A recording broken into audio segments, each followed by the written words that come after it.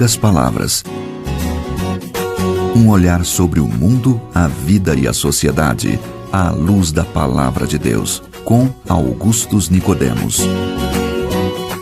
Estamos começando então mais uma edição deste programa e hoje a gente vai falar sobre a Palavra de Deus. A verdade, nós sempre falamos sobre a Palavra de Deus, mas especificamente nesse tema. Pastor, como vai? Com a graça de Deus, pela misericórdia dele, muito bem, caminhando aí na presença do Senhor, juntamente com a esposa, filhos. Graças a Deus por tudo. Obrigado pelo privilégio, que temos de juntos fazermos esse programa e oferecermos esse conteúdo para o povo de Deus espalhado pelo mundo.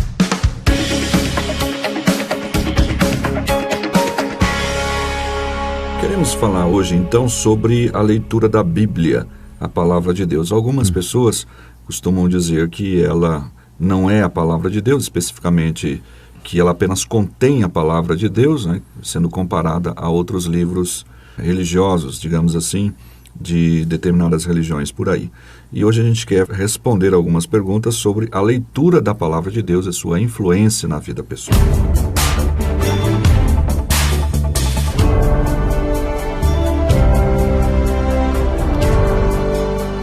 Bem, a leitura da Bíblia então, pastor, por onde eu devo começar a ler? Alguém que está começando na fé, na caminhada cristã, e como é que ela deve começar a ler a Palavra de Deus?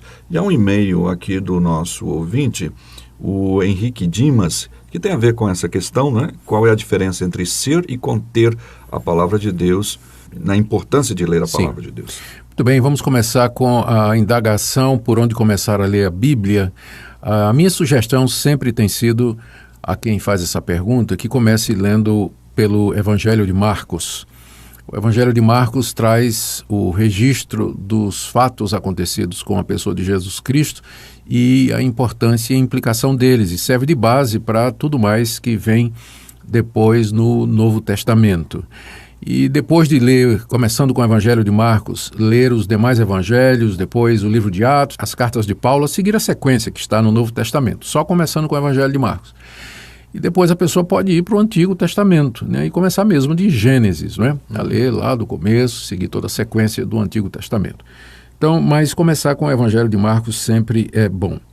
E temos aí a pergunta do nosso ouvinte, o Henrique, o Henrique Dimas, que quer saber qual é a diferença de conceito entre a Bíblia e a Palavra de Deus e a Bíblia contém a Palavra de Deus. Essa diferenciação ela é resultado de uma disputa teológica de alguns séculos atrás, Henrique, em que alguns estudiosos começaram a dizer que a Bíblia ela contém erros e palavras humanas, e que o alvo do intérprete era achar a palavra de Deus dentro da Bíblia, porque nela se misturavam palavras humanas e palavras divinas. Então, eles diziam que a Bíblia toda, ela não é a palavra de Deus, mas ela contém a palavra de Deus.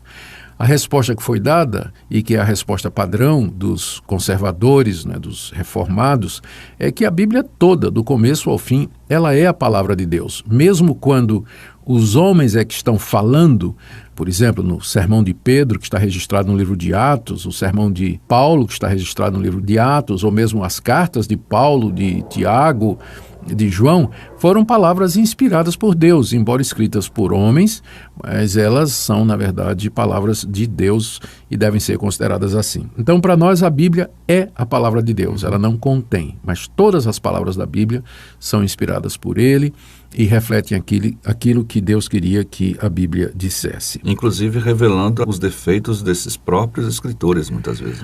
Não é isso que é interessante? Se eu fosse escrever um livro de religião, eu procuraria evitar registrar os erros e falhas meus e de outras pessoas, para não cair em descrédito a religião que eu estou avançando. Mas a Bíblia, como é um livro inspirado por Deus, ela não poupa nem os autores bíblicos, e revela os defeitos de Pedro, os defeitos do rei Davi, os defeitos de Moisés, que são autores bíblicos. E então vamos responder agora outra pergunta, sobre como continuar a responder aquela pergunta sobre como ler a Bíblia, Sim. Nádia, antes da gente iniciar o processo de leitura da Bíblia, ou até durante ele, nós deveríamos refletir o que é a Bíblia. A Bíblia é uma coleção de 66 livros que foi feita através dos séculos, essa coleção, e que incorporou os livros que tanto a nação de Israel quanto os primeiros cristãos consideravam como sendo inspirados por Deus. Então, esses livros foram escritos por pessoas em períodos diferentes, em épocas diferentes, locais diferentes, mas todos eles contam a mesma história de como Deus agiu na realidade humana com o propósito de salvar pecadores. No Antigo Testamento você tem a história antes de Cristo, de como Deus chamou um povo depois de ter criado o mundo, né? E o homem ter caído em pecado e miséria. Como Deus chamou um homem, Abraão, e fez promessas a ele de que da sua descendência viria o Salvador do mundo, prometeu abençoar-lhe a semente, os descendentes, e daí o Antigo Testamento registra a história dos descendentes de Abraão, da aliança que Deus fez com eles, de como eles conquistaram a terra, de como eles levaram em consideração ou deixaram de levar os mandamentos de Deus, como os profetas foram enviados, trazendo a palavra de Deus para trazer esse povo de volta aos caminhos do Senhor, e os anúncios a respeito do Messias, tudo isso você encontra no Antigo Testamento. O Novo Testamento é a história da chegada do Messias, de como Jesus Cristo veio ao mundo, nasceu de uma virgem, viveu entre nós, ministrou, foi traído, morreu, ressuscitou dos mortos, mandou o Espírito Santo, e de como seus seguidores foram pelo mundo inteiro anunciando o Evangelho, formando igrejas, escrevendo cartas, dando instruções, e esse material que registra a vida de Cristo e a vida dos seus discípulos em seguida é aquilo que nós chamamos de Novo Testamento. Então a Bíblia é uma unidade, ela conta uma mesma história. É a história do povo de Deus e da relação de Deus com esse seu povo. Então, nós dizemos, Natsan, que a Bíblia ela é tanto divina quanto humana. Divina porque foi inspirada por Deus. Deus supervisionou a escrituração da Bíblia de tal maneira que aquilo que os autores humanos, pecadores, falíveis, cheios de erro, escreveram, foi preservado desse erro. Sim. Então, ela é a própria e pura palavra de Deus. Por outro lado, é um livro humano, né? Foi escrito por pessoas como eu, você e os nossos ouvintes, e essas pessoas escreveram numa determinada língua, viveram numa determinada cultura, numa época e num contexto, não é? Que era o contexto do Antigo Oriente. Então, é importante a gente lembrar que a Bíblia é um livro antigo, é um livro histórico, é um livro oriental e que foi escrito em línguas que não se falam mais hoje e que nós usamos traduções para isso. Se por um lado a Bíblia é divina e a gente tem que orar para que Deus nos mostre o seu significado e a sua aplicação, por outro, sendo um livro humano, a gente tem que estudar. A gente tem que aprender a ler direitinho, usar regras de gramática, regras de interpretação, fazer comparações, para que a gente possa chegar ao sentido desse livro. O que é que ele quer dizer, o que é que ele quer nos ensinar. E aqui eu quero dar algumas dicas, tá, Natsan, para os nossos ouvintes a respeito da leitura da Bíblia. Em primeiro lugar, comece com a oração, como eu já disse. Peça que Deus o ilumine, que Deus o oriente, que Ele mostre o seu querer e a sua vontade. A segunda coisa, você talvez deveria estabelecer um sistema metódico e regular de leitura da Bíblia. Todo dia você tiraria um tempo de 15 minutos a meia hora, alguns chegam até a tirar bem mais do que isso, para ler a Bíblia. Agora, leia em sequência, né? Leia porções inteiras. Não fica assim, abrindo em qualquer lugar e dizendo, Deus, fala comigo e põe o dedão em cima da primeira passagem, na folha em que você abrir, e ali onde o dedão parar, você vai dizer que ali é a palavra de Deus para você. Não é assim que a Bíblia deve ser lida. Ela deve ser lida em sequência. Ela é um livro histórico, é um livro que tem uma lógica, que tem um desenvolvimento no pensamento.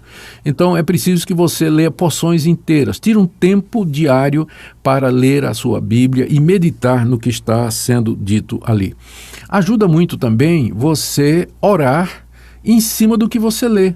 Eu gosto de ler os salmos assim. Eu leio um salmo e depois, logo em seguida, eu oro em cima daquele salmo. Por exemplo, o salmo diz assim, os que confiam no Senhor são como o monte Sião, que não se abala, permanece para sempre. Aí, imediatamente, eu oro, dizendo, Senhor, muito obrigado, porque a confiança em Ti me dá firmeza, porque o Senhor me segura, porque o Senhor me sustenta. Ou então eu oro dizendo assim, Senhor, estou me sentindo fraco, preciso da Tua ajuda. Entende? Orar a Bíblia é uma coisa muito boa também. Lembre também que a Bíblia é a sua melhor intérprete. Ou seja, quando você encontrar uma passagem difícil de entender, lembre que mais adiante você vai encontrar passagens que vão esclarecer aquilo que você está dizendo. Por exemplo, num evangelho está dizendo assim, bem-aventurados os pobres porque dos tais é o reino dos céus. Aí você pergunta, puxa, a pessoa vai para o céu só porque é pobre? Só que aí no evangelho seguinte está dizendo assim, bem-aventurados os pobres de espírito, porque deles é o reino dos céus. Então, a pobreza que a Bíblia menciona como sendo aquela que vai entrar no reino de Deus não é a pobreza física, a pobreza financeira, mas é a humildade. Então, é isso que de fato vai nos garantir, pela graça de Deus, acesso ao reino de Deus. Então, a Bíblia é a sua melhor intérprete. Outra dica que eu dou é que, ao ler um livro, você faça essa pergunta. O que é que o autor quis dizer? Qual é a intenção dele? Qual é a mensagem que ele quis passar? Procure descobrir qual é a intenção do autor, porque esse é o sentido verdadeiro e único do texto. E aqui lembre disso, que a Bíblia, os textos bíblicos, eles têm somente um sentido, que é o seu sentido natural, óbvio, que foi pretendido pelo autor.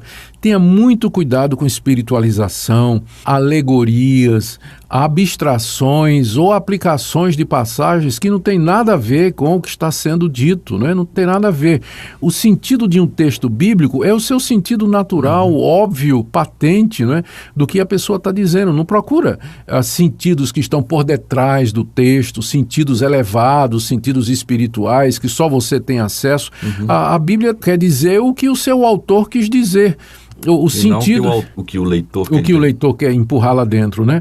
O sentido de um texto está contido nas suas palavras e não atrás delas, ou ao fim delas, ou por cima delas. Você sabe que na Idade Média, Natsan, havia quem defendesse que cada passagem da Bíblia tinha 4 sentidos.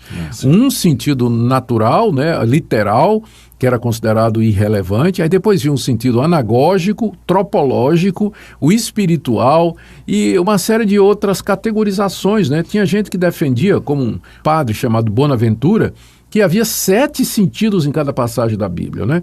Na verdade, as passagens da Bíblia têm um sentido só, que é aquele pretendido pelo seu autor, inspirado por Deus, e que geralmente é o significado simples, natural, lógico e óbvio do texto. Tenha cuidado também com texto fora de contexto. Isso. Tem uma passagem que o pessoal gosta muito de usar como slogan, um ao outro ajudou e ao seu companheiro disse, esforça-te.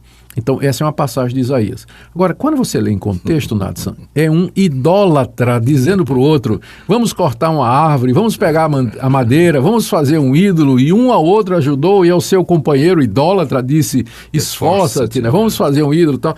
Texto fora de contexto. Então, para evitar isso, você tem que ler passagens inteiras. Sugiro também que você tenha uma Bíblia padrão para você usar como Bíblia de leitura, sugiro a Almeida atualizada.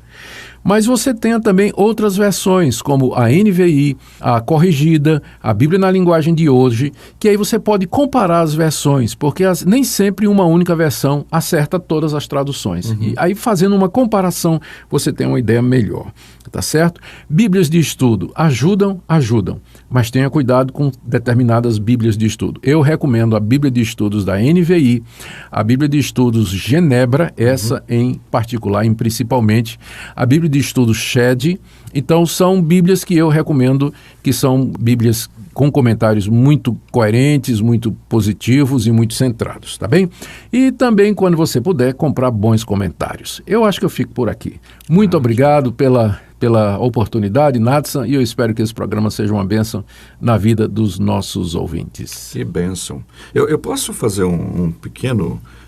dizer o que eu faço aqui quando eu estou lendo a Bíblia, assim, de forma devocional. Por favor. Eu leio aquele texto, né? Passagens relacionadas com ele, procuro descobrir qual é o mandamento que está descrito ali, o atributo de Deus, o que ele me apresenta de Jesus, o pecado a ser evitado, a lição principal e a aplicação pessoal. Bom demais. Tá bom? Bom demais. Espero que os nossos ouvintes anotaram, senão pode ouvir de novo o programa. Isso. E pode usar como guia para a leitura da Bíblia. É legal. Em poucas palavras, um olhar sobre o mundo, a vida e a sociedade, à luz da Palavra de Deus. Apresentação, Natsan Matias. Comentário, Augustus Nicodemos. Um programa da Primeira Igreja Presbiteriana de Goiânia, Rua 68, esquina com 71, Centro. Visite o nosso site www.pipg.org. Apoio Seminário Presbiteriano Brasil Central, Goiânia.